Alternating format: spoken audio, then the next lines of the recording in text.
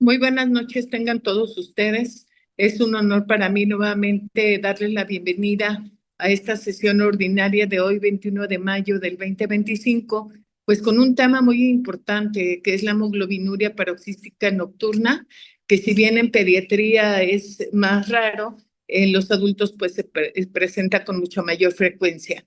Y para ello pues es un honor para mí presentar a tres grandes profesores. Esta sesión va a ser coordinada por la doctora Elia Podaca, quien todos ustedes conocen, quien, bueno, ella es una gran hematóloga y se ha dedicado prácticamente a síndromes de falla medular, así que coordinará esta sesión. Y tenemos, como siempre, una gran profesora extranjera, la doctora Carolina Piatek, quien hablará de la actualización del tratamiento de hemoglobinuria paroxística nocturna, y a un gran hematólogo y amigo, al doctor Moisés Shaulov Castillo, quien durante muchos años llevó también la clínica de falla medular en una grande UMAE de la raza del Instituto Mexicano del Seguro Social, pues que nos hablará de cómo se ha adaptado el tratamiento a la población mexicana.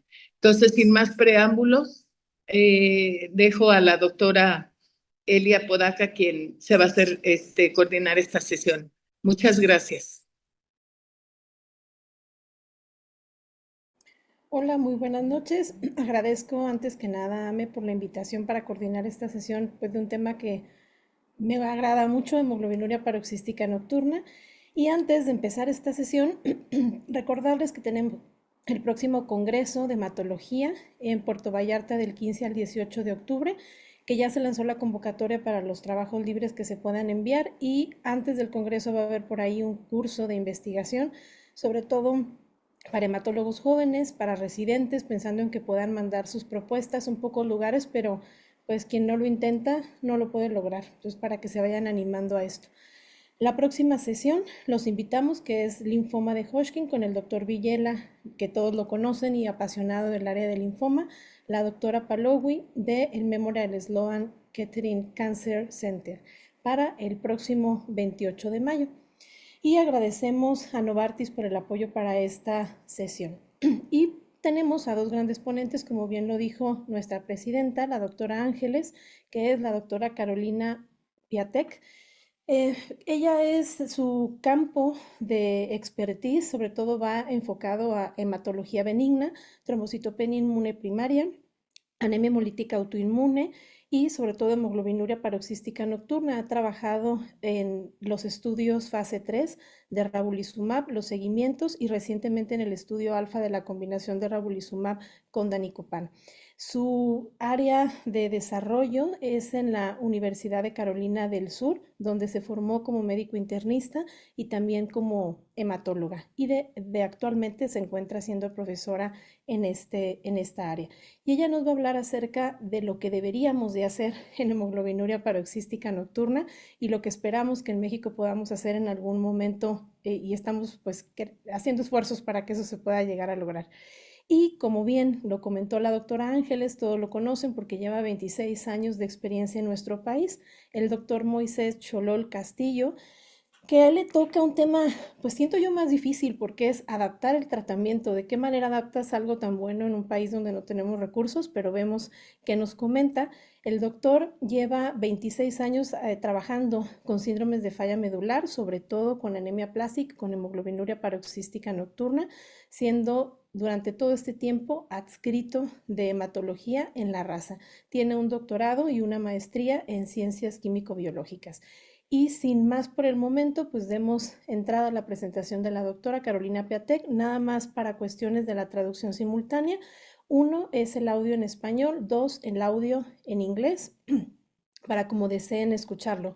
Ya saben que también existe un área en la página donde nosotros podemos descargar nuestra constancia de la sesión que vamos a tener esta noche. Y finalmente una encuesta de calidad acerca de esta sesión. Las preguntas se van a dejar para después de la charla de los dos ponentes que tenemos esta noche. Muchas gracias. Okay. All right. Good evening. Thank you for the invitation Buenas to noches y speak. gracias por la invitación para hablar con ustedes esta noche. Vamos a hablar de actualización sobre el manejo de HPN y aquí tenemos mis conflictos de interés. Voy a tratar de no hablar muy rápido el día de hoy, aunque tenemos mucho material que cubrir. Como ustedes saben, la HPN es un trastorno hematológico muy raro caracterizado por hemólisis intravascular mediada por el complemento crónica, eventos tromboembólicos y falla de médula ósea. Tenemos también que hay una terapia de inhibidor del complemento que se ha caracterizado precisamente porque, la HPN tiene una sobrevida limitada y anteriormente el desenlace de los pacientes era muy malo, hoy en día ha mejorado bastante y presenta trombosis y en años más recientes ha habido inhibidores de complemento con ravulizumab, con diferentes tipos de tratamiento. Hoy vamos a hablar de los tratamientos actuales de HPN y también de las terapias emergentes. Vamos a comenzar con la terapia aprobada o los agentes ya aprobados. Como les mencioné, ravulizumab es un agente ya aprobado que está encargado de la hemólisis intravascular. Después fue seguido por otro medicamento en el año de 2018 que ahora forma parte del esquema estándar para el tratamiento de la HPN. Aquí tenemos diferentes agentes como iptacopan, danicopan, y vamos a hablar de cuál es la acción de cada uno de estos y lo que significan. Tenemos los 3 inhibidores del complemento que se afectan dentro de la hemólisis intravascular. También tenemos los inhibidores de complemento terminal que están involucrados en la hemólisis intra y extravascular. Tenemos también a pegcetacoplan. El siguiente fue iptacopan en ser aprobado como vía alternativa y después danicopan,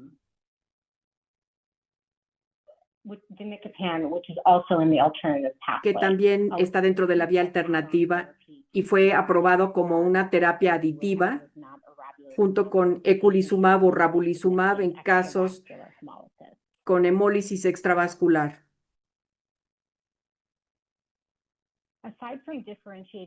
Aparte de diferenciar el mecanismo de acción de estos medicamentos, también se distingue por su vía de administración, así como también por su frecuencia de dosificación. Todos estos agentes, eculizumab y ravulizumab, como ustedes bien saben,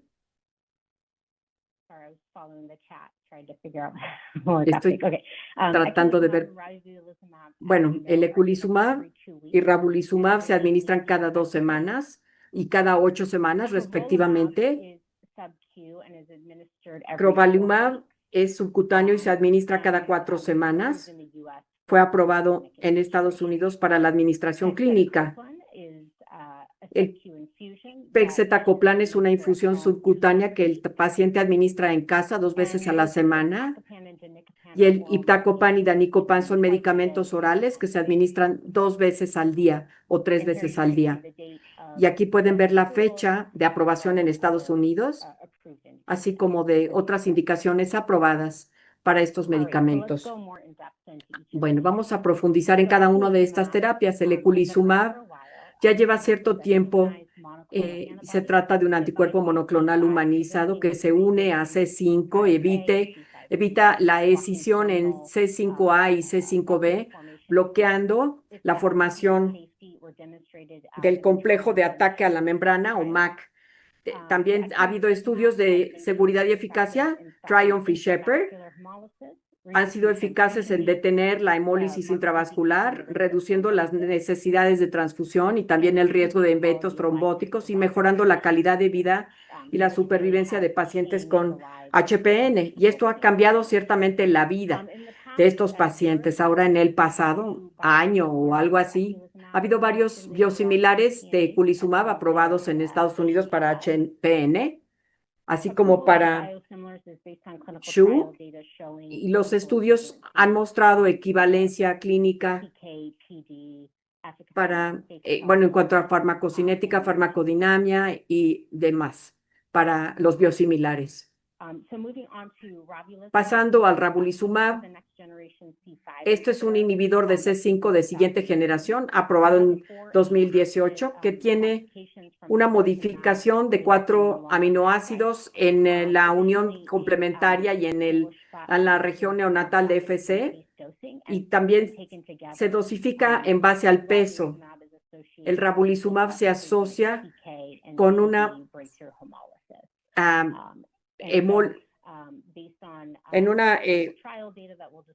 farmacocinética y farmacodinamia diferentes. Vemos aquí la dosificación, que como vemos hace que sea una terapia básica de primera línea para pacientes con HPN. Ahora, para ravulizumab, el estudio original de aprobación fue el 301. Se dio en fase 3 a pacientes vírgenes a terapia de inhibidor de complemento, y fue un estudio de no inferioridad que comparaba ravulizumab con eculizumab. 246 pacientes fueron aleatorizados de 1 a 1 para recibir ravulizumab o eculizumab por 6 meses, y la variable clínica compuesta primaria aquí fue independencia de transfusiones, así como normalización del lactodeshidrogenasa. El ravulizumab fue no inferior al eculizumab para ambas variables clínicas, y vemos que resultó excelente en cuanto a la seguridad y a la tolerabilidad. El siguiente paso importante de ravulizumab fue el estudio 302, que también es un estudio de no inferioridad, pero esta vez se veía a los pacientes a los que se les había cambiado de medicamento, se les autorizaba 1 a 1, ya sea a recibir con eculizumab por más tiempo o se les cambiaba a ravulizumab. Y la variable clínica primaria fue la reducción del lactodeshidrogenasa. Después de 6 meses de tratamiento, el ravulizumab demostró no ser inferior a eculizumab. También quería yo compartir datos más actualizados sobre la eficacia de ravulizumab, que se publicó a principios de este año. En este momento tenemos hasta 6 años de seguimiento para pacientes con ravulizumab, y lo que se ha demostrado es que hay un control durable de la actividad de complemento terminal y de hemólisis intravascular, así como una incidencia baja de eventos vasculares adversos mayores. Y cuando se compara la mortalidad con pacientes no tratados del registro de PNH internacional, hay una reducción de 5 veces el riesgo de mortalidad. También hubo algunos cuantos eventos de hemólisis intravascular en brecha con un seguimiento de largo plazo. Y bueno, se encontraron ciertas condiciones amplificadoras del complemento. Todos estos son datos que nos hablan de ravulizumab con datos de largo plazo en pacientes con HPN. Y ahora vamos a hablar del fármaco más nuevo aprobado a través del estudio Commodore 3, que es crovalimab. Crovalimab es un anticuerpo monoclonal anti-C5 creado con tecnología de reciclaje de anticuerpos monoclonales secuenciales, y también esto permite necesitar un esquema de baja dosis. Esta molécula fue diseñada para su administración, pero como ya les dije antes, solamente se aprobó para la administración clínica únicamente. Y se encontraron 2 epitopes diferentes, C5 comparado con eculizumab o ravulizumab, y también en pacientes japoneses han encontrado que hay una variante genética en su reacción a eculizumab y ravulizumab. Hay varios estudios que se publican aquí. No les voy a mencionar todos ellos, pero el primero es Commodore 3, que es un estudio llevado a cabo en China en pacientes vírgenes a tratamiento, dependientes de transfusiones. El estudio evaluaba la posibilidad de evitar las transfusiones. Sus variables clínicas de primarias o coprimarias son justamente la eficacia en estos pacientes. El siguiente estudio con crovalimab fue Commodore 2, es un estudio más bien de no inferioridad en pacientes que eran vírgenes al inhibidor de C5, comparando crovalimab versus eculizumab. Y aquí crovalimab resultó no ser inferior a eculizumab en las variables clínicas que eran justamente evitar transfusiones y el control de hemólisis. El perfil de resultados fue parecido y cuando vieron la preferencia de los pacientes, vieron cuál preferían, en realidad indicaron que preferían crovalimab. El último estudio con crovalimab es el Commodore 1, es un estudio fase 3. Son pacientes que se cambiaron de medicamento, antes recibían eculizumab. El plan de este estudio era originalmente que su principal objetivo fuera eficacia, pero después fue cambiando el panorama y no pudieron lograr su meta de acumulación de pacientes y entonces cambiaron la variable clínica de eficacia a seguridad.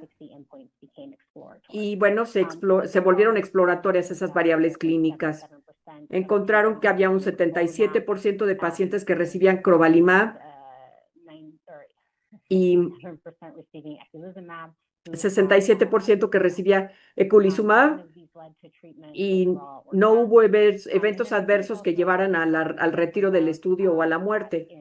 Y bueno, 16% de los pacientes tratados con crovalimab tuvieron reacciones del complejo inmune transitorias, también conocidas como reacciones de hipersensibilidad tipo 3, que es un riesgo esperado cuando se cambia de un inhibidor C5 que se une a un epítope diferente.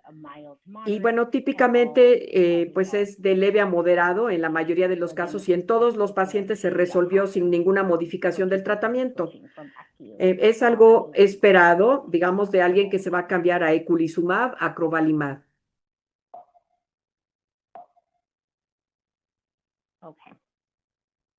Muy bien. Y ahora hablábamos del inhibidor de complemento terminal, pero tenemos otro tema que también es el de la inhibición del complemento proximal. Antes de pasar a esto, tenemos que hablar de la hemólisis extravascular.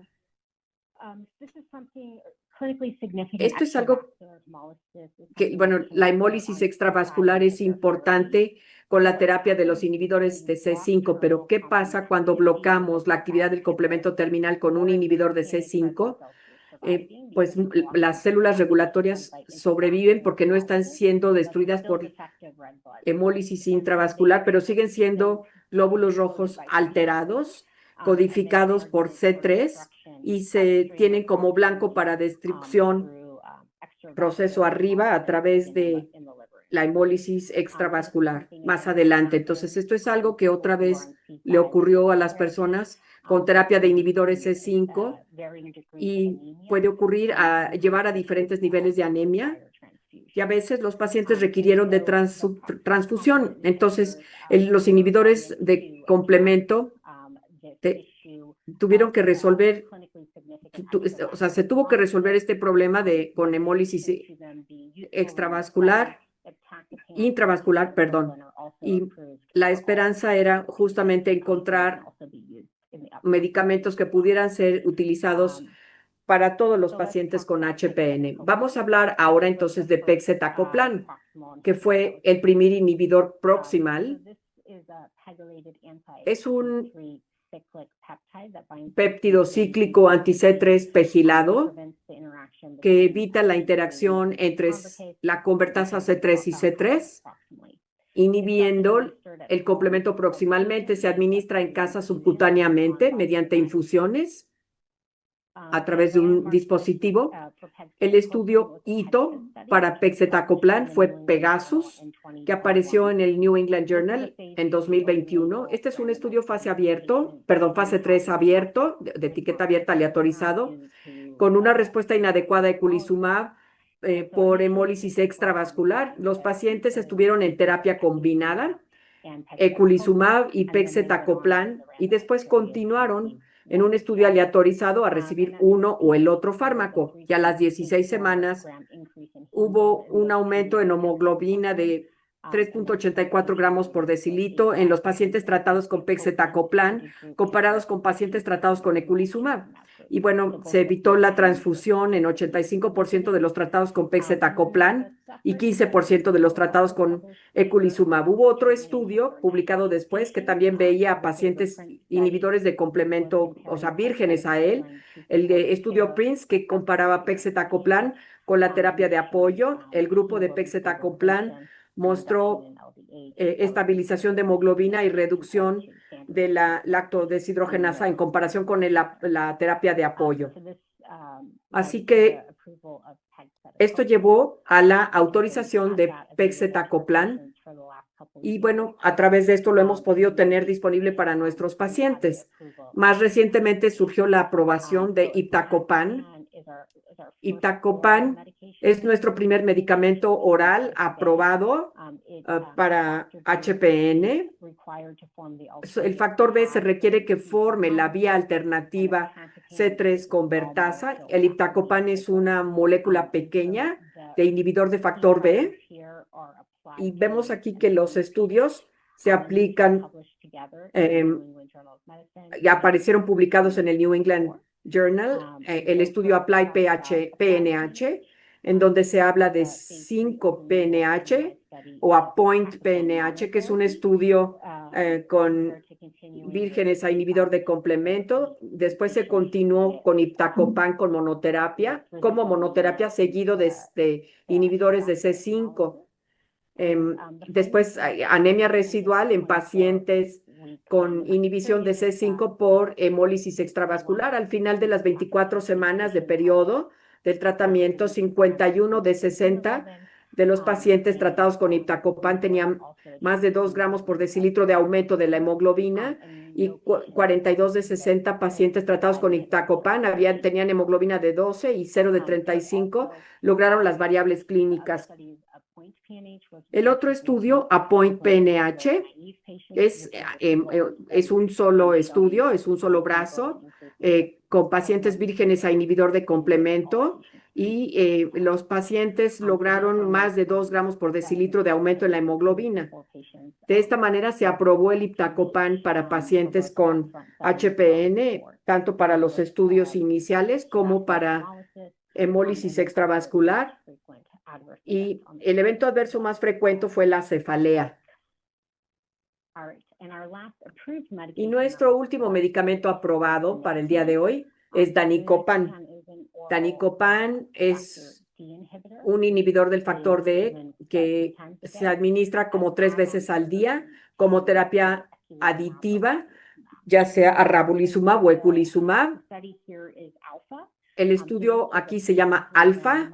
Es un estudio fase 3 aleatorizado doble ciego con control de placebo, en donde Danicopan se adicionaba a la base de ravulizumab o eculizumab y era en donde la hemólisis extravascular era clínicamente significativa. En el estudio inicial se involucraron 73 pacientes y en la semana 12 el Danicopan aumentó la hemoglobina como terapia aditiva. Ahora, los datos que se publicaron a principios de este año incluyeron a un mayor número de pacientes. Ahora se tienen 86 pacientes y todos los pacientes con placebo cambiaron a Danicopan y la variable clínica primaria se continuó cumpliendo y también la hemoglobina mejoró de la basal en la semana 12 con Danicopan. Ahora, como nosotros podríamos esperar, no hubo ninguna señal de seguridad y la tasa de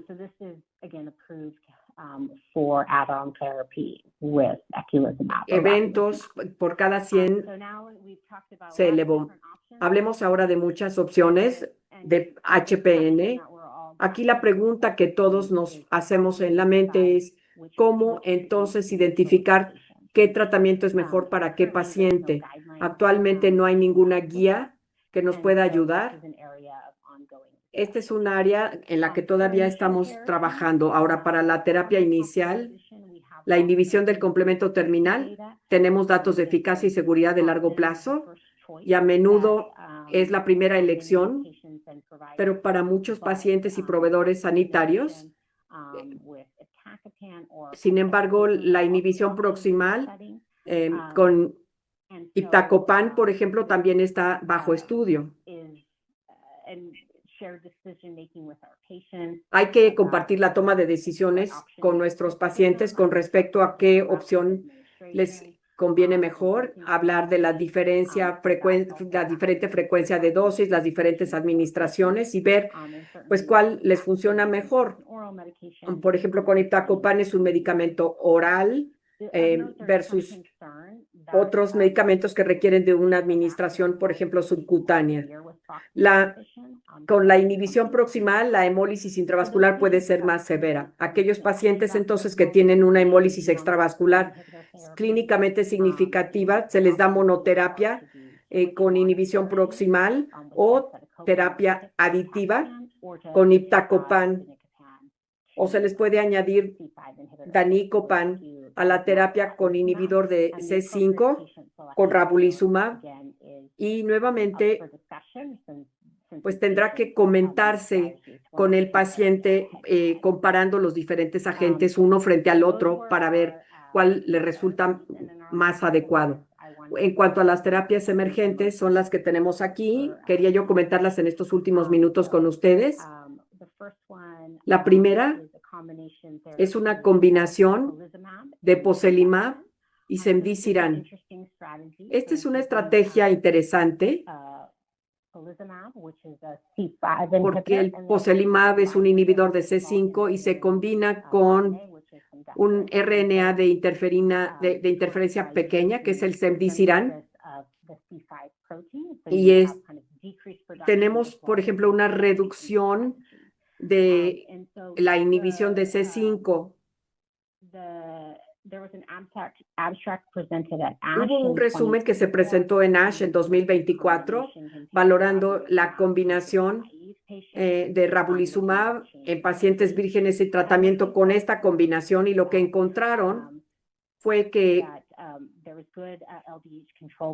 hay un buen control de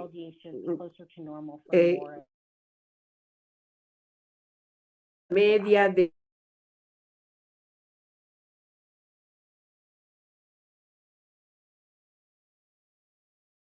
vemos el siguiente agente, que es saltenibart,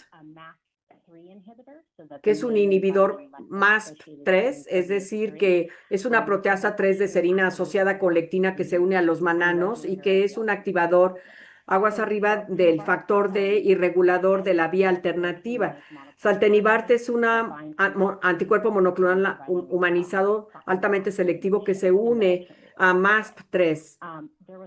Ahora, también saltenibart fue presentado en ASH y es un estudio para prueba de concepto fase 2 de etiqueta abierta de un solo brazo que está todavía en curso para, bueno, hay anemia persistente con ravulizumab y entonces a algunos pacientes se les combinó saltenibart con la terapia de ravulizumab y se vio su respuesta en la semana 24 y después se les daba el saltenibart como monoterapia y se medía, pues, por ejemplo, la tolerabilidad, las variables clínicas secundarias fueron la dependencia de las transfusiones. Bueno, vemos aquí que hubo 13 pacientes enrolados, uno descontinuó el estudio, que sigue utilizando monoterapia con saltenibart.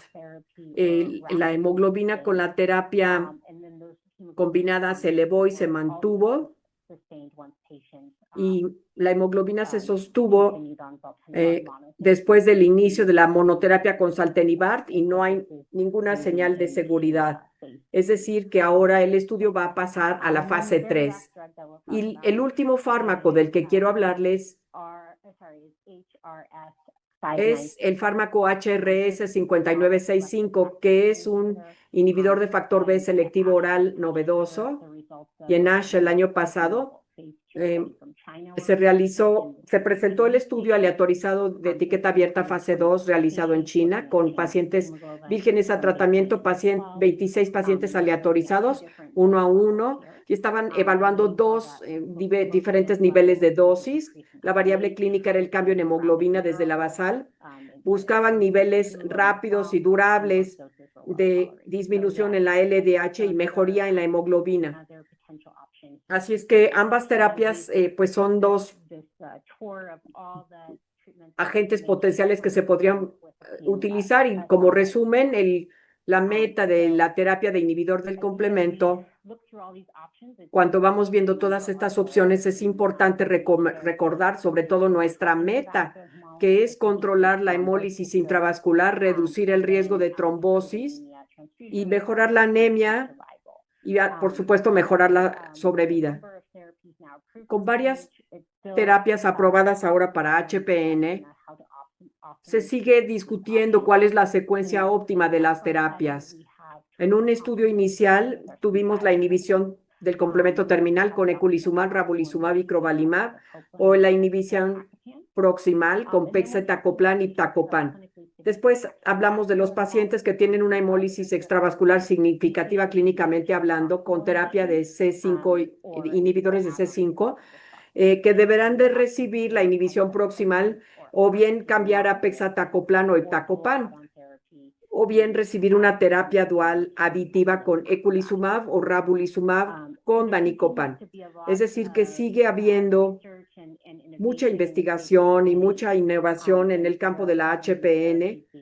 Y bueno, pues hay varias terapias en investigación, así que esperamos con mucho interés escuchar en el futuro más sobre estos fármacos, sobre sus eventos adversos, y también pues contar con guías que nos pueda ayudar a todos a poder utilizar mejor estas nuevas opciones. Y con esto agradezco su atención. Muy buenas noches a todos. Muchas gracias a la agrupación de hematología por esta invitación, y gracias a todos los que están conectados para escuchar de esta enfermedad que en la última década, como en muchas enfermedades oncohematológicas, ha dado un boom en la aparición de terapias dirigidas para el control de esta enfermedad. La siguiente, por favor, Ulises. Bien. No tengo conflicto de intereses de ningún tipo, por eso no puse una diapositiva dirigida a la misma situación. Y con esta diapositiva quiero comentarles que por lo menos 150 proteínas deben de unirse a una porción de glicosilfosfatidilinositol. Como ustedes ven en el esquema a la izquierda de su pantalla, está el centro glicano y la parte lipídica que está en la membrana plasmática. Bueno, en esta parte de glicosilfosfatidilinositol, por lo menos 150 proteínas deben anclarse a esta porción. Desafortunadamente, en hemoglobinuria paroxística nocturna, el gen PIGA está mutado y es una de las partes iniciales para la síntesis de este glicano, de este glicosilfosfatidilinositol, que servirá para anclarse a varias proteínas.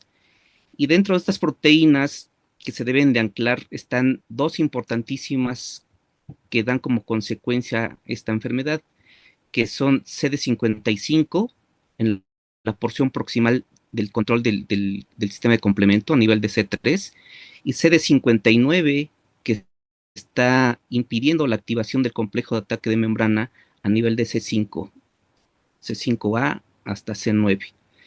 Al no existir estas dos moléculas regulatorias, estas dos proteínas, como no encuentran dónde anclarse, da como consecuencia que aparezca la hemoglobinuria paroxística nocturna, que es una anemia hemolítica mediada por complemento, prueba de negativa. Afortunadamente, en la actualidad podemos hacer el diagnóstico por técnica de Flair, así que de esta manera no importa si el paciente recientemente se transfundió, con la técnica de Flair que determinamos neutrófilos y monocitos podemos tener el diagnóstico mucho más fino.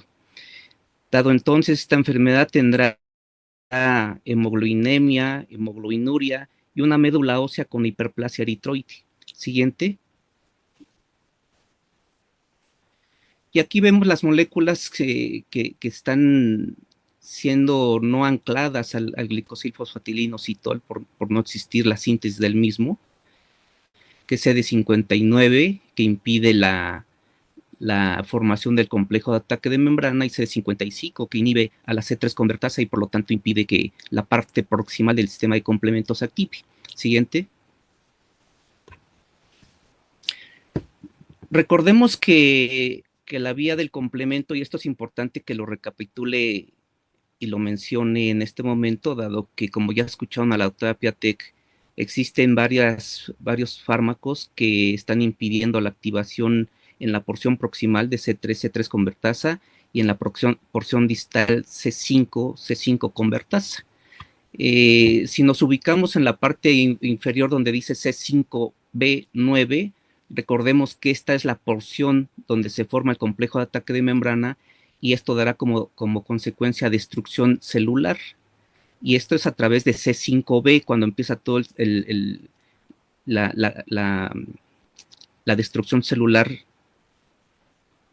Y por su parte, las porciones C3A o C5A, esto dará como consecuencia inflamación. Esta misma inflamación se ha asumido que es parte de las consecuencias de la trombosis en hemoglobinuria paroxística nocturna. Recordemos que el sistema de complemento tiene mucha interacción con el sistema inflamatorio y el sistema de coagulación, entonces una de las posibles teorías con las cuales el paciente con HPN puede condicionar trombosis. Por otra parte, recordemos, es importante mencionar acá donde dice C3.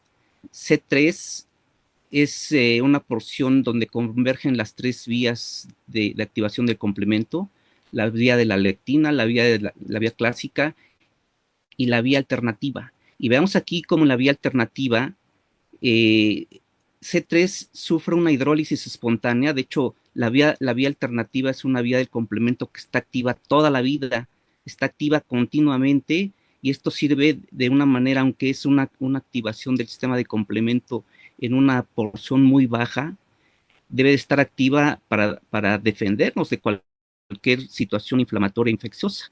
Cuando se convierte C3 convertasa y viene ya hacia abajo la porción de C5A y el complejo de ataque de membrana, es cuando se activan ya más potentemente las otras dos vías, ¿no? Que cada vía está activada en diferentes formas. Por ejemplo, la vía clásica deberá de activarse por complejos de antígeno-anticuerpo, la vía de las lectinas por lectinas asociadas a manosa o unidas a manosa, y la vía alternativa pues es la que está continuamente, ¿no? Entonces es importante ver aquí cómo estas vías, por un lado, están inhibidas por CD55, por CD59, pero también para evitar la formación de C3, C3A y C3B, tenemos otros inhibidores, como ya mencioné, CD55, pero también tenemos al factor B y al factor D, entre otros. Y es aquí donde entran las terapias blanco que ya mencionó la doctora Piatek. Siguiente. Siguiente. De tal manera que al lado izquierdo ustedes ven eritrocitos normales, eritrocitos que sí tienen la expresión de glicosilfosfatidininositol y donde se encuentran anclados CD55 y CD59. Y aunque la vía alternativa del complemento esté activa en forma espontánea, pues no pasa nada. Sin embargo, cuando no hay expresión de CD55 y CD59, puede haber activación de las tres vías, formarse el complejo de ataque de membrana, y entonces cuando viene la destrucción de los eritrocitos. Lamentablemente, en esta enfermedad no solamente la anemia es la causa de todos los síntomas del paciente. Hay infinidad de síntomas, de tal manera que esta enfermedad es una enfermedad heterogénea, y dependiendo del porcentaje de la clona de HPN, posiblemente esto dé como consecuencia la intensidad de los síntomas, de ser solamente una anemia con fatiga, astenia, dinamia, hasta tener algunos otros síntomas como los que ustedes ven ahí, ¿no? Es importante comentar, y puse a a su extremo derecho de su pantalla 3 datos bien importantes que como clínicos en nuestro país debemos tener en cuenta. Si tenemos un porcentaje de una clona menor del 10% y el paciente no tiene síntomas de HPN, habitualmente no deberá de recibir tratamiento anticomplemento. Sin embargo, si el paciente tiene más del 10% de la clona, este 10% en el transcurso de la evolución se puede expandir y entonces sí dar más síntomas del HPN. Y aquí quiero mencionar algo bien importante. En el centro hospitalario donde yo laboraré 36 años, en los últimos 5 años, a los pacientes adultos mayores, no sé por qué razón tienen miedo a darle globulina antitimocito en el contexto de anemia plásica. Ya se ha sabido por publicaciones previas que un paciente con anemia plásica que tenga más del 10% de clona de HPN, si no recibe globulina antitimocito, potencialmente este 10% tendrá expansión y entonces podremos tener más complicaciones del HPN, pudiendo haber resuelto esta situación con el tratamiento inmunosupresor a base de globulina antitimocito, ciclosporina, letrombopac. Este porcentaje del 10% o mayor en el contexto de falla medular, anemia plásica, da también un contexto de que ese paciente responderá muy bien al tratamiento inmunosupresor. Y por otro lado, cuando ya tenemos una clona mayor del 30%, en este grupo de pacientes sí tendremos posiblemente toda la gama de síntomas y signos que ustedes ven ahí, incluyendo la trombosis, que es la causa principal de muerte en los pacientes con HPN. Siguiente. En esta diapositiva ven ustedes todo lo que mencionó la doctora Piatek. Tenemos inhibidores de la vía proximal y de la vía terminal. Y afortunadamente, como mencionó la doctora Piatek, tenemos una gama de opciones de tratamiento en la actualidad que en el mejor de los casos podríamos optar por cualquiera de ellos de acuerdo a los estudios clínicos. Sin embargo, pues tendremos que discernir qué es lo que le podemos, qué es lo que tenemos que darle a nuestros pacientes en México de acuerdo a los síntomas, de acuerdo a la clona y de acuerdo a la heterogeneidad de los síntomas que tenga cada paciente.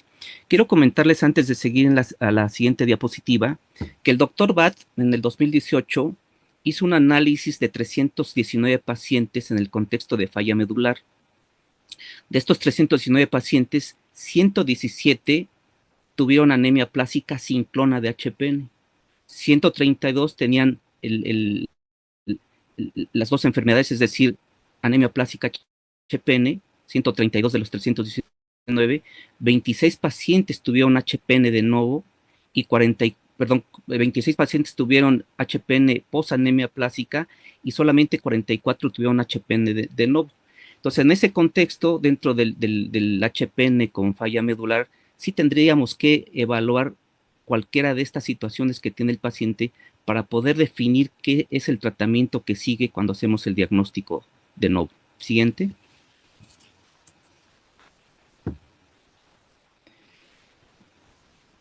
Y de pronto, como parte del equipo médico, nos preguntamos qué perspectivas tenemos sobre el tratamiento del HPN. Y como clínicos, en la mayoría de las ocasiones, nos inclinamos por los valores del laboratorio. Es decir, mi punto de partida en un paciente que estoy dando un tratamiento son la modificación de las pruebas de laboratorio que tenía el paciente en forma inicial y cómo se van a comportar en el futuro con el tratamiento que estoy implementando. Por otra parte, pensamos en la prevención de la trombosis en los pacientes que tienen HPN y el daño a algún órgano que principalmente es el riñón. Y de pronto nos inclinamos por hacer terapias independientemente del sistema de complemento y empezamos a dar tratamientos antitrombóticos, no tomando en cuenta, por ejemplo, la edad del paciente. Si es un paciente joven que no tiene otros factores de trombosis, pues evidentemente no le va a servir la anticoagulación y sí lo ponemos en un riesgo de que tenga complicaciones derivadas de la anticoagulación. Por el contrario, si es un paciente adulto mayor que tiene más comorbilidades que le confieren un incremento en el riesgo de trombosis como diabetes, hipertensión, dislipidemia, ese paciente sí sería candidato a darle terapia antitrombótica.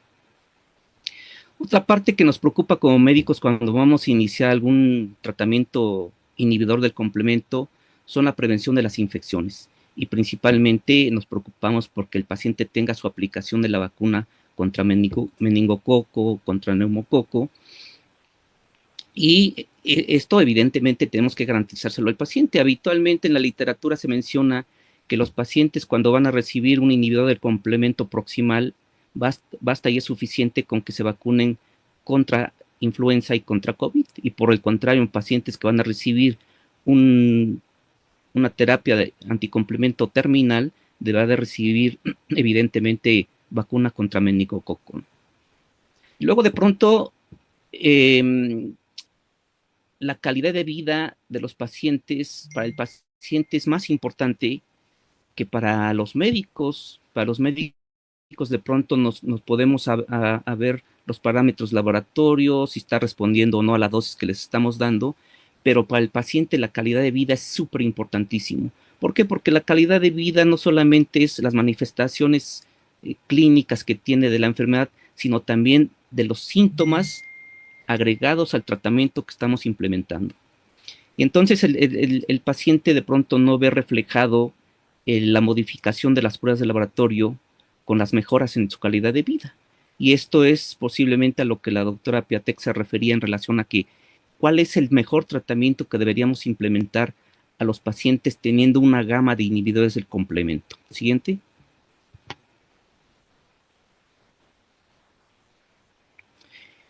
De tal manera que de pronto los médicos y los pacientes posiblemente tengamos un enfoque diferente. A los médicos de pronto nos interesan ver los resultados medibles por las pruebas de laboratorio, que nos proporcionan un punto de referencia fácil y donde podemos medir si el tratamiento está teniendo éxito o no. Y habitualmente, o en algunos pacientes, esta normalización de las pruebas de laboratorio no se ven reflejadas en la calidad de vida de los pacientes. Por lo tanto, creo que es importante hacer mayor énfasis en el bienestar mental junto con los resultados clínicos para que el paciente en forma integral se vea beneficiado del tratamiento que estamos implementando. Siguiente.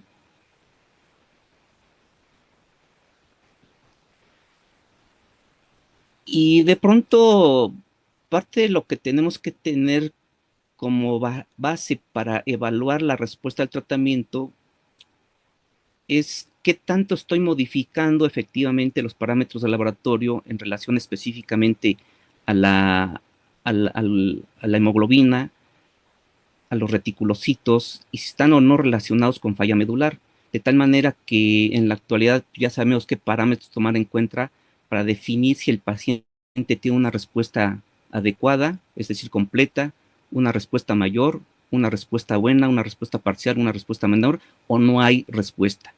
Esta definición se basa con los parámetros de la normalización de la hemoglobina, es decir, cuando el paciente tiene una respuesta completa, no tiene requerimiento de ninguna transfusión, tiene una hemoglobina por arriba de 12, deshidrogenasa láctica menor de 1.5 por arriba del nivel normal o de referencia, y una cuenta de reticulocitos menor de 150,000 en cuenta absoluta. La respuesta mayor tampoco tiene requerimiento transfusional, sin embargo, se empiezan a incrementar ya los niveles de deshidrogenasa láctica, aunque tenga hemoglobina normal, y la cuenta de reticulocitos puede incrementarse a más del 150,000. Para definir si tiene una buena respuesta, sigue sin requerimiento transfusional, pero la hemoglobina ya tuvo descenso por debajo de 12 y mayor de 10. Y podemos tener una deshidrogenasa láctica por arriba de 1.5 o por debajo de 1.5. Sin embargo, en el contexto del comportamiento clínico, si tiene anemia, si tiene menor de 60,000 reticulocitos, tenemos que descartar si esa situación del HPN se está asociando a falla medular, y entonces tendríamos que cambiar del tratamiento por un inhibidor de complemento a un tratamiento inmunosupresor. Y bueno, allí tienen los parámetros de respuesta parcial, de respuesta menor y no respuesta. Siguiente.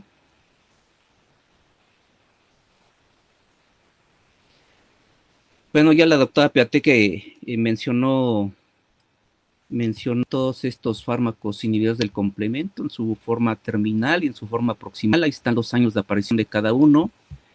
Eculizumab, solamente quiero mencionar que fue el primer inhibidor del complemento terminal, el cual nos dio como pauta todo lo que tenemos en la actualidad. Mencionar también que eculizumab es el único inhibidor de complemento de la vía terminal, o de todos los inhibidores de complemento hasta el momento, que están autorizados para el paciente con embarazo y hemoglobina paroxística nocturna. Es de vida media corta comparado con el ravulizumab, que es de vida media larga, y precisamente por eso su aplicación en un tiempo mucho más espaciado. Tenemos crovalimab, que como ya mencionó también la doctora, no es inferior a eculizumab, igual que ravulizumab, no son inferiores a eculizumab. Sin embargo, tienen características muy específicas. Hace un momento la doctora Piatek comentó que crovalimab es el único inhibidor del complemento terminal que es efectivo en los pacientes con HPN cuando tienen la mutación R885H, que es un polimorfismo de la mutación de HPN. Tenemos también los inhibidores de la vía proximal como pegcetacoplan, iptacopan y danicopan. Siguiente. Ya también se mencionó las vías de administración, sus dosis, los espacios entre aplicación y aplicación. Y creo que esto es importante, dado que si buscamos una mejoría en los signos y síntomas de la enfermedad que le aqueja al paciente, pero además queremos que el paciente tenga calidad de vida, porque la aplicación intravenosa, como es la de eculizumab y ravulizumab, da como consecuencia que el paciente adulto tenga que ir al hospital, le genere costos a él o a su familia, le genere alteraciones en su área de trabajo, o en el caso de los niños que tengan problemas en la asistencia a las escuelas. Y aparte que pues los efectos secundarios, tanto desde la aplicación en el sitio donde se aplica, o los sistémicos, da como consecuencia que tengamos otros síntomas adicionales a la enfermedad. De tal manera que algunos fármacos tendrían ventaja si su aplicación es subcutánea u oral, que esto le da mejor calidad al paciente. Se pueden autoaplicar en casa sin desplazarse al hospital, sin generar mayores gastos de tener enfermera o médico o tenerse que desplazar al hospital. De tal manera que este tipo de aplicación es lo que tendríamos que tomar en cuenta también para poder definir qué es lo que le vamos a dar al paciente. Siguiente. No me voy a detener mucho, ahí están los estudios que ya mencionó la doctora Piatek, el estudio Trump y después el Shepherd en relación a eculizumab. Siguiente. Y estos estudios, incluyendo los estudios de extensión con eculizumab, fueron los que dieron la pauta para evaluar y verificar que en realidad los pacientes con HPN cambiaban drásticamente los síntomas que tenían. Y uno de los principales parámetros que evalúan la mejoría en relación a la hemólisis pues es la deshidrogenasa láctica. Y en los dos estudios, en los estudios de extensión con eculizumab, se demostró, vean ustedes ahí las gráficas, en color morado y en color naranja, cómo desciende la deshidrogenasa láctica, y en los estudios de extensión se mantiene aún baja todavía, ¿no? Siguiente.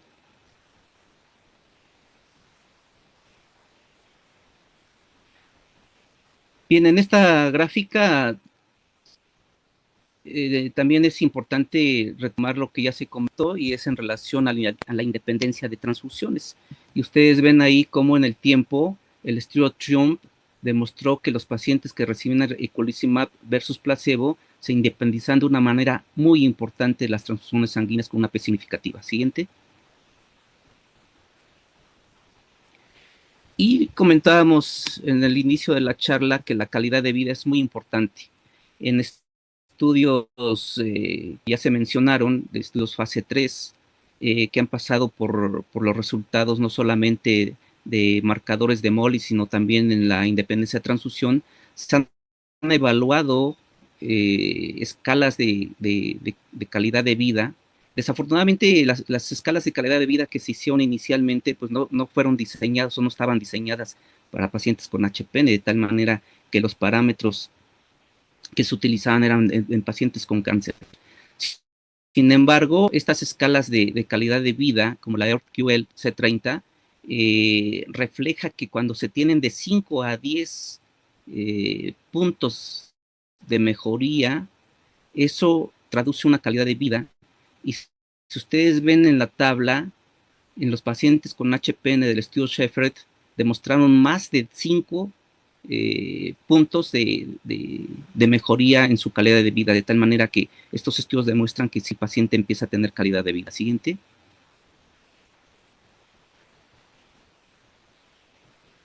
Esta es otra escala para evaluar la fatiga, y en la escala FACIT-fatiga, cuando se tiene mejoría de 3 puntos en los scores que se analizan, se demuestra que tiene una significancia estadística. Y vean ustedes aquí en el estudio Shepherd con eculizumab, cómo incluso se rebasaron los 3 puntos. Hay pacientes que tienen 8 o 9 puntos de mejoría, entonces también demuestra cómo la calidad de vida de esos pacientes comparado con el inicio, antes del inicio del inhibidor de complemento y posteriormente, sí cambia su calidad de vida. Siguiente. Después vinieron los otros estudios que ya también comentó la doctora, los estudios con ravulizumab en el estudio Champion 301-302. Siguiente.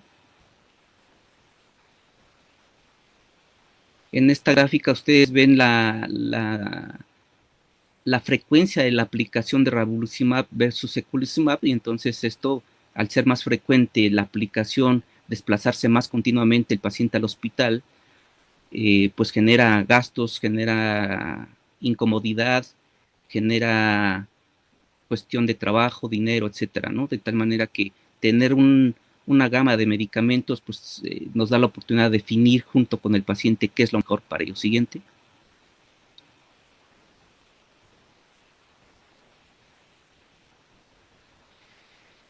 Y bien, en el estudio 301 también se evaluaron las escalas EORTQ C30, donde se demostró que tanto eculizumab como ravulizumab tenían mejoría en su calidad de vida. Sin embargo, en los estudios de FACIT tuvieron más de 3 puntos de mejoría en los pacientes con ravulizumab comparado con eculizumab, de tal manera que aquí empieza a ver la diferencia en el tipo de tratamiento, cuando es menos la aplicación, cuando tiene que desplazarse cada vez menos el paciente al hospital. Siguiente. Y en el estudio fase 2, que también ya comentó la doctora, siguiente. En el estudio 302 también se demuestra que hay una mejoría significativa en más de 3 puntos en la escala de FACIT, pero también en la escala QLQ-C30 se vieron más de 10 puntos de mejoría en comparación con eculizumab. Siguiente. Y en el seguimiento de estos estudios 301 y 302 a los 2 años de seguimiento, vemos cómo se mantiene todavía las escalas de vida a favor de ravulizumab. Siguiente.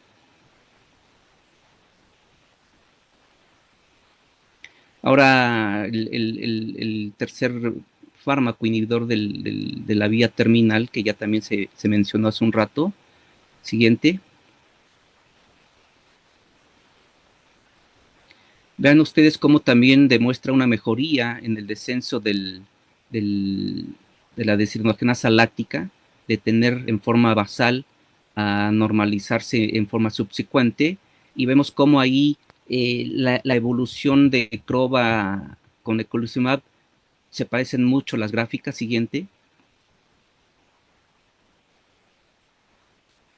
Sin embargo, nuevamente en la escala de fatiga, de FACIT, vean cómo crovalimab tiene mucha mejoría en la calidad de vida versus eculizumab, de tal manera que nuevamente el tipo de fármaco que utilicemos la frecuencia de su aplicación, si el paciente se puede autoaplicar en su casa el medicamento, esto le da mucha calidad de vida. No solamente los efectos terapéuticos, sino también en el tipo de aplicación y la automedicación que puede hacer en casa. Siguiente.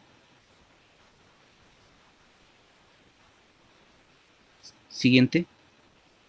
Ya mencionó la doctora cómo se calculó por peso. Y en el Commodore 1, que ya comentó la doctora, también nuevamente se ajustan estas escalas y demuestran que las escalas FACIT van a favor de crovalimab. Siguiente.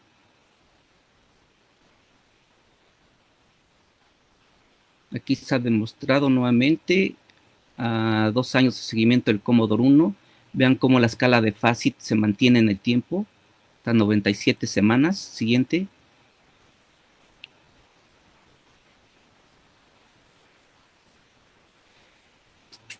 Y se hicieron encuestas de estos estudios del 302 y se le preguntó a los pacientes cuál era su impresión de preferencia en relación a los 2 tipos de medicamentos de C5, eculizumab y ravulizumab. Y vean ustedes cómo la preferencia en un 93%, evidentemente por la aplicación, por la forma de aplicación que es más espaciada y menos veces asistencia al hospital, pues esto dio como consecuencia que el 93% tuviera una preferencia por ravulizumab. Siguiente.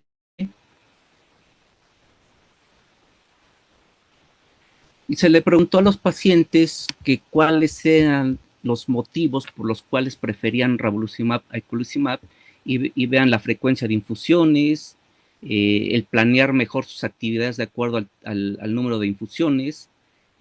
Era obvio que la calidad de vida mejoraba mucho. La conveniencia del tipo de tratamiento que están recibiendo en relación a la infusión, que son menos veces, el control de la fatiga y el hecho de no tener ansiedad por los efectos secundarios y el tipo de infusión relacionada, ¿no? Entonces, con este tipo de preguntas, el paciente evidentemente optó por el fármaco inhibidor de C5 que tenía menos frecuencias de infusiones. Siguiente, y todos esos puntos que se analizaron. Y esta misma pregunta se les hizo a los pacientes que recibían crovalimab versus eculizumab. Y nuevamente, en un 96% de los pacientes encuestados preferían crovalimab en un 96%, el 4% no había preferencia y no hubo respuesta en relación a eculizumab. De tal manera que el tipo de aplicación, insisto, tiene importancia no solamente en la conveniencia de la vida cotidiana del paciente, sino por todas las modificaciones que se hacen en los parámetros de mejoría clínica como en la calidad de vida. Siguiente.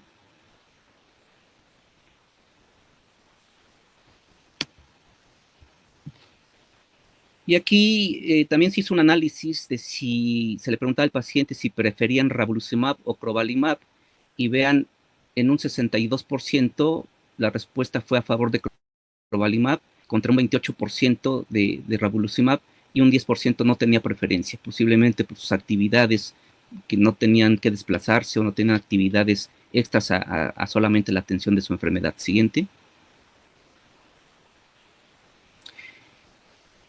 Estos son los resultados de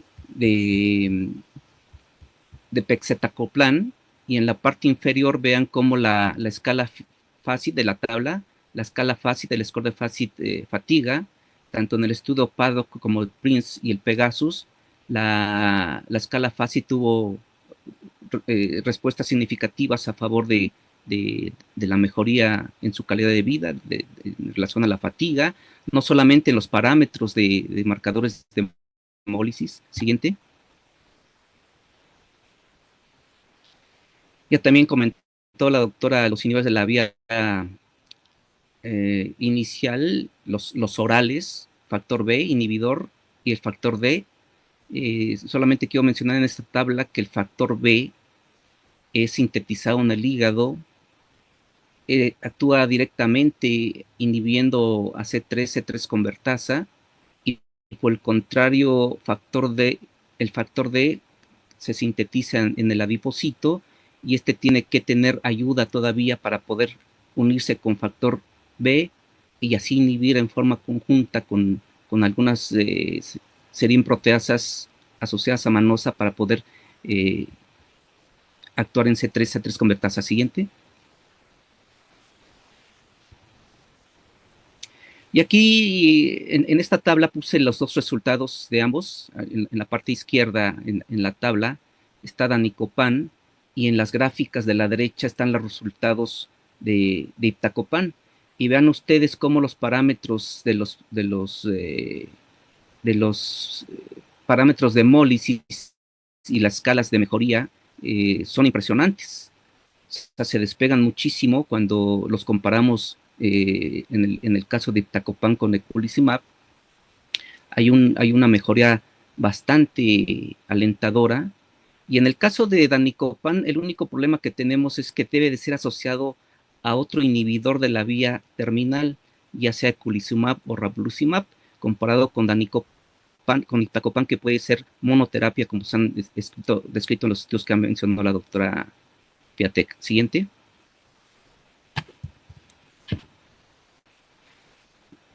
De tal manera que entonces nos vamos a preguntar qué consideraciones prácticas tenemos que tener en cuenta para reducir la carga de la enfermedad y la carga del tratamiento asociado al HPN. De tal manera que tenemos que tomar en cuenta la logística de entrega y requisitos de almacenamiento del fármaco. De pronto, pues tardan en llegar, hay que tenerlo en refrigeración, evaluar la vía de administración, la frecuencia del tratamiento, y verificar también que en el caso de los inhibidores de la vía proximal, el paciente no olvide la toma del tratamiento, aunque sea oral, porque esto dará como consecuencia que también la adherencia y el impacto en la calidad de vida y en los parámetros de hemólisis no sea la misma. Siguiente. Y en esta tabla creo que voy a resumir varios parámetros que posiblemente como clínicos nos dará la pauta para poder definir qué es lo que vamos a hacer en un futuro, ¿no? Vean ustedes, ahí tenemos varios parámetros: incremento de hemoglobina, porcentaje de estabilización de la hemoglobina en los pacientes, el descenso de la deshidrogenasa láctica, la independencia de la transfusión, qué tanto se presentó la hemólisis disruptiva, es decir, la hemólisis a través de la activación de C3 en caso de los inhibidores de la vía terminal, y la mejoría en las escalas de FACIT-fatiga. Y vean ustedes ahí, es claro que los fármacos de vía oral tienen un porcentaje muy alto en la independencia de transfusión. Las escalas de fatiga entre danicopan, iptacopan y crovalimab pues no son despreciables, son bastante buenas. La estabilización de la hemoglobina con pegcetacoplan como un inhibidor de C3, pues era obvio que daría una estabilización de la hemoglobina. De tal manera que estos parámetros nos tienen que orientar a decidir qué es lo que vamos a hacer con el paciente cuando tenemos ya el diagnóstico de HPN. Siguiente.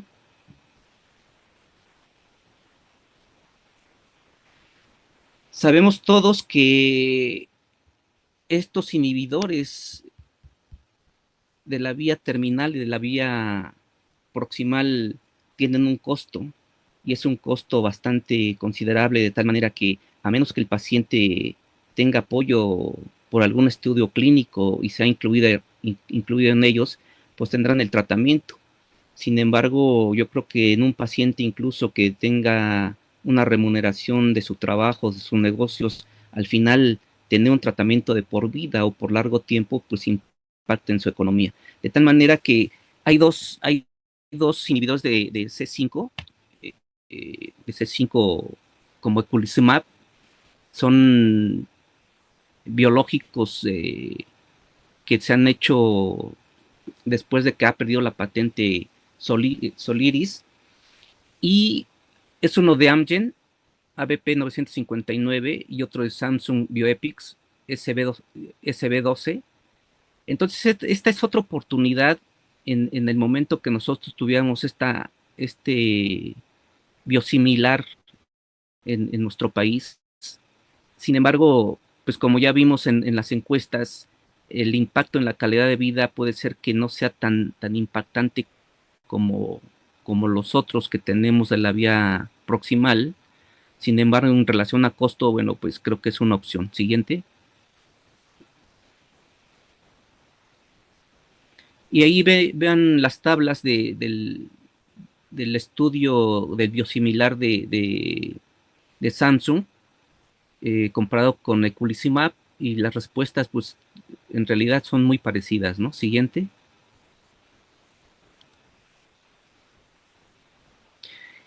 Y de pronto creo que esta pregunta se la están haciendo muchos colegas hematólogos. ¿Qué hay con el trasplante? ¿Es una buena opción? ¿Quiénes? Tenemos que tomar en cuenta el comportamiento clínico, dado que la enfermedad no es tan homogénea, es un tanto heterogénea, tanto en pacientes que son candidatos al trasplante, y también tenemos la heterogeneidad en relación al acondicionamiento. De tal manera que con esta opción de tratamiento y estas preguntas, vuelvo a lo que les decía en forma inicial, tenemos que ver el contexto clínico y correlacionarlo con la clona de HPN y ver si el paciente tiene HPN clásica o tiene HPN con falla medular. Y estos son los parámetros que nos definirán si es que le vamos a dar inhibidor del complemento o lo vamos a llevar a trasplante. Siguiente. Esta es una tabla, es la tabla número 4 de un artículo que salió en esta revista, en el Frontier Immunology, en este año, y es un análisis de todas las publicaciones que se han hecho en relación a trasplante para HPN. Les puse esta tabla, que es la tabla 4, porque tienen más pacientes reportados que las otras. Sin embargo, vean ustedes en la tabla cómo hay una población tan heterogénea. Hay pacientes que tenían HPN clásica, pacientes que tenían HPN con anemia plástica, pacientes que tenían HPN con o sin trombosis, y bueno, tenemos que explorar qué es lo que es mejor para el paciente, tomando en cuenta los costos de los inhibidores del complemento y los riesgos del trasplante, dado que en pacientes con HPN que son llevados a trasplante, y depende de la fuente, si es sangre periférica, si es médula ósea, si es haploidéntico o es todos estos parámetros tenemos que tomarlos en cuenta. Lo que sí puedo concluir de esta tabla es que aquellos pacientes que se trasplantaron con antecedente de trombosis les fue mucho peor que a los pacientes que tenían HPN sin trombosis. De tal manera que son puntos que tenemos que tomar en consideración para tomar decisión terapéutica. Siguiente. Y como conclusiones, puedo concluir que la hemoglobinuria paroxística nocturna es una enfermedad con un comportamiento clínico heterogéneo y que debemos tomar en cuenta cada comportamiento en cada paciente para definir qué es lo que vamos a hacer. Estrictamente considerar el comportamiento clínico y no solo la clona de HPN existente. El tratamiento para la anemia plástica con HPN, con o sin trombosis, debe considerarse que predomina y de acuerdo a ello definir le doy tratamiento inmunosupresor o lo llevo a trasplante. En nuestro país, en México, de acuerdo al acceso, contar con biosimilares sería una opción. Sin embargo, si tenemos la oportunidad de incluir a los pacientes que sean posibles a los estudios clínicos, creo que esta es una pauta con la cual podemos intervenir terapéuticamente, y modificar la calidad de vida y modificar la enfermedad de estos pacientes. La adherencia y la calidad de vida para el médico y el paciente se decidirá de acuerdo al tipo de tratamiento que tengamos accesible. Sin embargo, si lo tuviéramos accesible, pues creo que el paciente o la opinión del paciente, tomando en cuenta la información que le demos de las opciones terapéuticas, deberá contar mucho. Muchas gracias. Perdón. Muchísimas gracias por sus excelentes presentaciones y pues vamos a pasar en los últimos minutos que nos quedan a realizar una serie de preguntas, aprovechando que tenemos a la doctora Caroline y al doctor Moisés. Y yo creo que una de las más importantes que nos hacemos actualmente, los que tenemos oportunidad de utilizar inhibidores del complemento, es si se puede iniciar con la información que tenemos hasta ahorita con inhibidores de la vía proximal del complemento como tratamiento de primera línea. Y para esto me gustaría saber qué opina primero la doctora Caroline. Sure. So as you know, Claro, como saben, pegcetacoplan y iptacopan están aprobados para terapia inicial para HPN. Hablando con los pacientes, esas opciones se les presentan, además de ravulizumab. Y pues esa es una decisión compartida. Yo creo que lo que favorece en el uso de C5 en un paciente es pues la seguridad y la eficacia de largo plazo con esos medicamentos. Eso sería parte de nuestra conversación con ellos y creo que si el paciente tuviera trombosis, pues esa sería una mayor indicación para utilizar terapia de inhibidores de C5. Pero en última instancia, pues tienen múltiples opciones. Y claro, es muy importante asesorarles sobre la adherencia y eligen iptacopan estos pacientes, puesto que obviamente no les va a funcionar si no se lo toman. Doctor Moisés, ¿qué opina al respecto?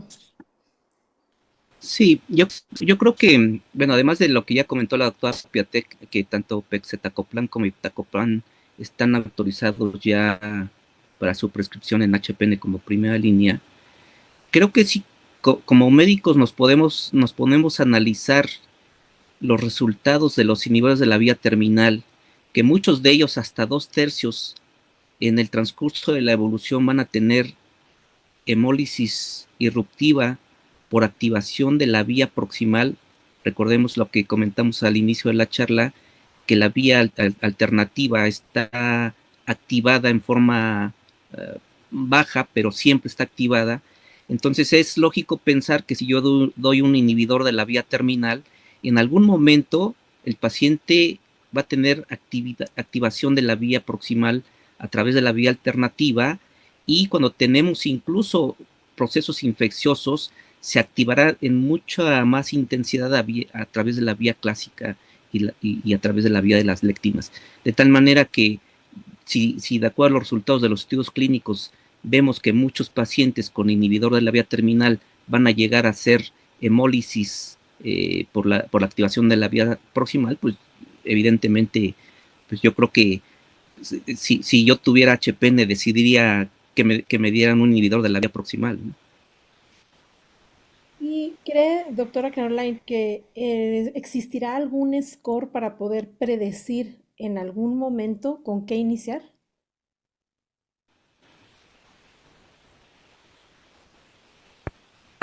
I think there should be guidelines Yo creo que debería haber guías forthcoming to que help us guide saldrán those pronto para decisions. ayudarnos a guiarnos en esas I decisiones, think pero creo que even with that guidance, incluso it's going to be con esa discussions with our orientación, patients pues van a ser about discusiones how o they conversaciones que view the different tengamos que options. tener con nuestros pacientes para The sopesar las traditional diferentes conservative opciones. approach would be El standard abordaje enzyme convencional therapy, sería but as we terapia I de think people are C5, waiting pero yo creo que la for gente está esperando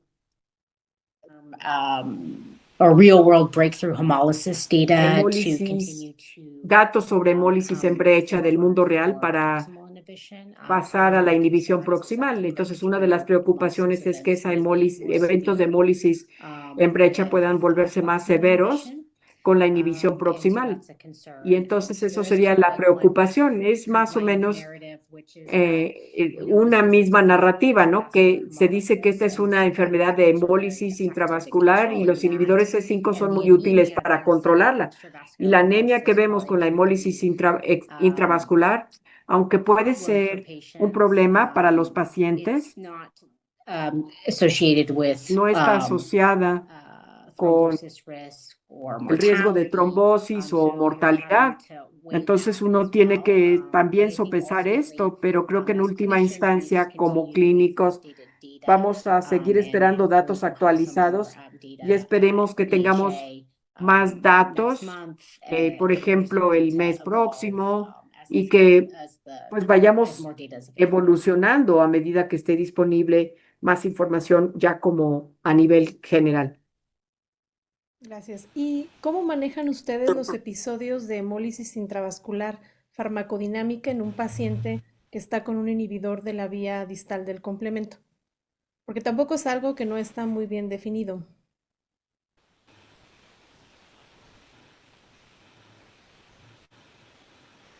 So you're talking if they have a Doctora Quintana. complement O sea, amplifying. ¿se refiere a si tiene un padecimiento que amplifique el complemento? Así es.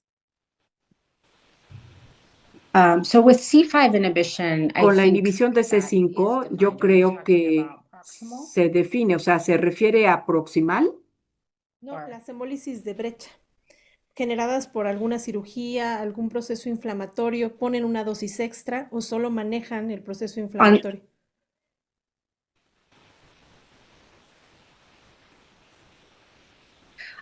So certainly you deal with the underlying cause. I Claro, think se tiene que tratar la causa subyacente. Estos tipos de hemólisis de brecha tienen más problema con el eculizumab y entonces en esos pacientes no usamos tanto eculizumab ya, pero típicamente tendríamos que fijar el tiempo de la cirugía y concordarlo con las dosis para evitar infecciones. Ha sido más problema con el ravulizumab. Entonces, a menudo no necesita uno dar una dosis adicional a estos pacientes, pero lo que no está claramente definido es cómo manejar la hemólisis en brecha con itacopan. Con pegcetacoplan también puede uno dar dosis más frecuentes. Or you could add in O de C5 pegcetacoplan o incluso dar C5. Con iptacopan no hay rol de una dosis adicional. En ese caso, uno añadiría una dosis de un inhibidor de C5. Ok. ¿Y usted, doctor Moisés, qué opina para el manejo de esas crisis? Pues fuera de los estudios clínicos en los que tenemos algunos pacientes acá en México, bueno, pues tener una... Yo creo que primero tendríamos que definir si el paciente tiene una cirugía programada, pues podemos prever este tipo de situaciones e incluso si es un paciente que está estable con un nivel de hemoglobina adecuado, y la cirugía le hace tener una hemólisis de brecha en el caso de que tengamos un paciente con inhibidor de la vía terminal, bueno, pues posiblemente tener en reserva una unidad de sangre allí en el caso de que se activara la vía proximal. Incluso una autotransfusión, es decir, si su hemoglobina es adecuada previamente a la cirugía, tener ahí una unidad de sangre del mismo, o lo hacemos o lo que hacíamos, o lo que yo hacía en el hospital es, aunque no es un tratamiento específico, es dar corticosteroides que de alguna manera por lo menos inhibirán la actividad de C3A y C5A, dado que esto condiciona inflamación, hace alteración en endotelio, hace reclutamiento de neutrófilos hacia el sitio donde se está llevando a cabo no solamente la activación del complemento en fase líquida, sino en fase sólida, y posiblemente esto por lo menos inhibamos la activación de C3A, C5A, ¿no? Ok. Y bueno, ya estamos sobre el tiempo, pero solamente una pregunta más que nos hacen el auditorio es que si el único parámetro que nosotros podemos considerar para evaluar la hemólisis es DHL o podremos utilizar algún otro parámetro, pensando en medir C5 en la práctica clínica. Doctora Caroline. So for control of intravascular hemolysis, Para el control de la hemólisis intravascular es when you're talking la about extravascular hemolysis, then you can DHL. Si estamos hablando de hemólisis extravascular, estamos viendo ahí una elevación del recuento de reticulocitos y el CUMS o prueba de globulina directa se puede utilizar y en la práctica no medimos los niveles de C5 libres. Entonces, clínicamente, pues no es algo que se puede obtener. Y digo, es algo, perdón, que sí se puede obtener y entonces podríamos tener los resultados en tiempo real. Ok, bueno, pues estamos sobre tiempo. Muchísimas gracias por las excelentes presentaciones y pues la doctora Ángeles que anda por ahí para darnos la despedida de esta sesión. Bueno, pues muy buenas noches nuevamente. Quiero pues agradecerles las brillantes presentaciones que realizaron la doctora Piatek y el doctor Moisés, y por la coordinación, doctora Elia. Pues los tres expertos, como se notó en la sesión en este tema. Quiero comentarles que hubo más de 500 asistentes de 17 países. Así que pues muchísimas gracias por esta sesión que llegó a tantos compañeros, tanto hematólogos de adultos como pediatras, químicos, estudiantes, enfermería. Hubo diferentes ramas de la hematología que estuvieron, y pues solo quisiera pedirles un comentario final para ya despedirnos de esta magnífica sesión. Muchas gracias. Todo nuestro agradecimiento. Si quiere empezar la doctora, comentario final, y luego el doctor Moisés. Sure. I Claro. think, there's been a lot Creo of que innovation ha in habido new therapies mucha and innovación, PNH, and so muchas it's terapias been really nuevas en la HPN, gratifying perdón, to en, have new sí, options for en our HPN, y es muy patients. gratificante Since we tener have más two opciones para los presenters here to pacientes y talk poder about estar en un punto de la convenience, enfermedad en la que podemos hablar de dosing, practicidad de la rather than dosificación focusing en lugar de on tenernos que mortality. concentrar en cosas como So la it's mortalidad. a great, Entonces es great innovations in the una, field. And I o think sea, son as una we serie de alluded innovaciones to, there's going to be grandiosas more las to que come. tenemos, y And pues so también it'll se ha be dicho que habrá más por important venir. in the next couple of Seguirá years siendo en los to próximos keep in años muy track with the importante data, but also mantenernos all the en findings contacto con los that datos as y well to make también sense poder about these utilizar cierta options. orientación para determinar cuál de las opciones es mejor. Gracias, doctora. Doctor Moy. Sí,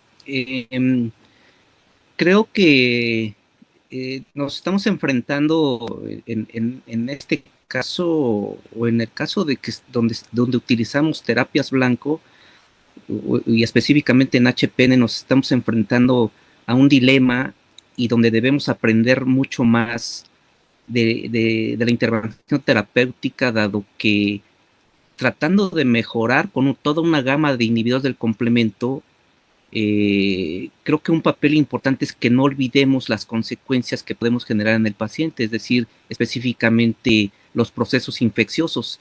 Entonces, independientemente que el paciente reciba un inhibidor de la vía proximal de presentación oral, no tenemos que descuidarlo, y sí tenemos que darle un seguimiento presencial con alguna frecuencia para detectar o orientar al paciente en el momento de poder detectar procesos infecciosos que pueden condicionar un mayor problema adicional a los síntomas de su enfermedad, ¿no?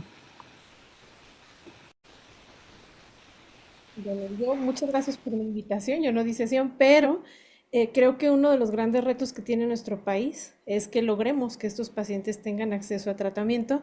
La doctora Caroline no lo sabe, pero realmente no tenemos acceso a tratamiento para estos pacientes, y es por lo que realmente estamos luchando poder darles o disminuir esa mortalidad. O sea, nos encontramos aún nosotros en ese momento, ¿no? De disminuir la mortalidad porque siguen teniendo una supervivencia aquellos que no reciben tratamiento de 65% a 5 años.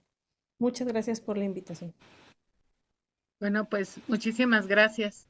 Gracias también a todos los compañeros que, como les mencionaba, fueron más de 500 y todavía siguen conectados, oyendo sus comentarios finales. Pues nuevamente, muy buenas noches y nos vemos en la próxima reunión y en nuestro congreso que será en Puerto Vallarta, y les tenemos muchas sorpresas. Muchas gracias.